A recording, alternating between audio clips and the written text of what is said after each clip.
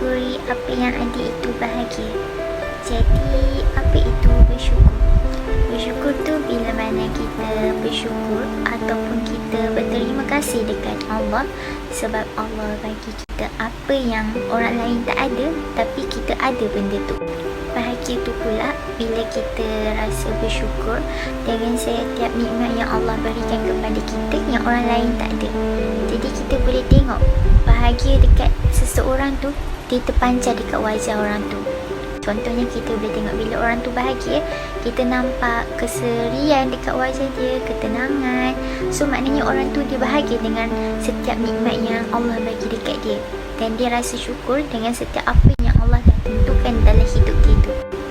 Orang yang bersyukur ni kita boleh tengok dia tak mempersoalkan kenapa dia dapat sesuatu tu, ataupun kita boleh tengok yang dia ni tak mempersoalkan kenapa orang lain dapat lebih dari dia tapi dia tak dapat sama macam apa yang orang lain tu dapat. Okey, contoh yang kita boleh buat dekat sini macam si A yang ada kereta BMW dengan si B yang ada kereta Myvi. Okey, instead of si B ni dia cemburu dengan si A yang ada kereta BMW, dia bersyukur sebabnya dia ada kereta B. Dia ada kereta Myvi yang boleh jadi tempat dia berteduh daripada kena hujan bila dia pergi mana-mana, dan dia boleh gunakan kereta Myvi dia tu untuk bawa family dia jalan-jalan, ataupun dia boleh guna kereta Myvi tu untuk dia pergi kerja.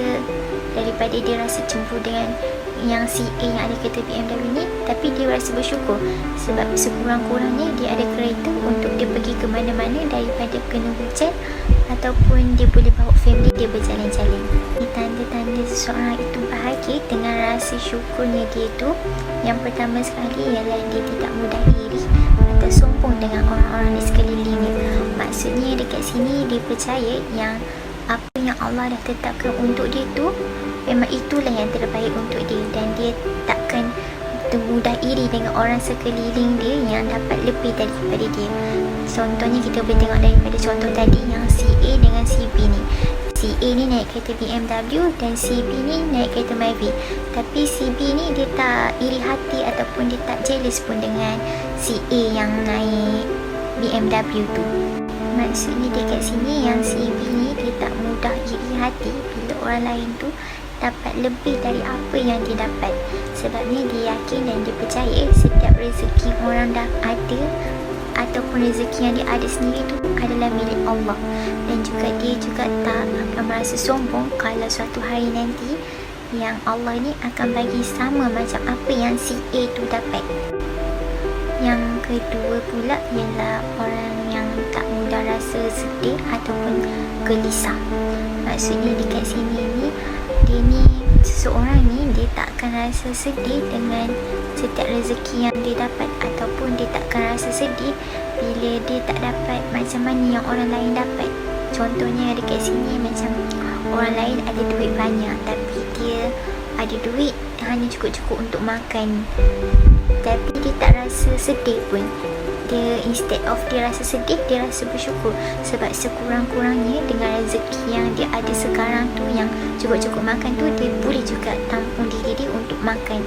Daripada orang lain yang tak dapat makan, mungkin ada yang tak dapat makan, tak ada duit untuk beli makan, untuk tampung hidup mereka. Macam tu.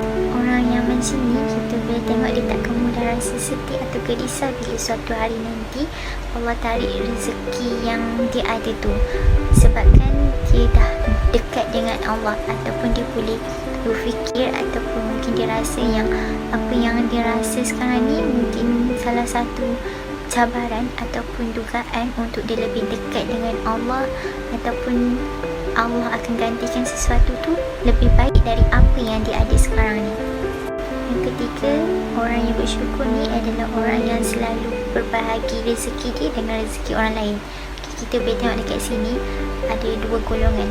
Golongan jenis yang kaya tapi dia kedekut untuk kongsikan rezeki dia dengan orang lain, ataupun dia tak suka bersedekah, ataupun dia tak nak bersedekah dekat orang-orang yang memerlukan.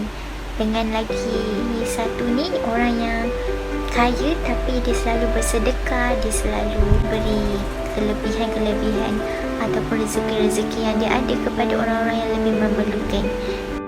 Jadi bagaimana untuk kita kita rasa tenang dalam hidup ni, kita didik hati kita untuk bersabar dan juga bersyukur. Sebab apa? Sebab bahagia itu bukan munculnya dari rasa bersyukur, tapi bersyukur itu yang membuatkan bahagia muncul dalam hidup kita.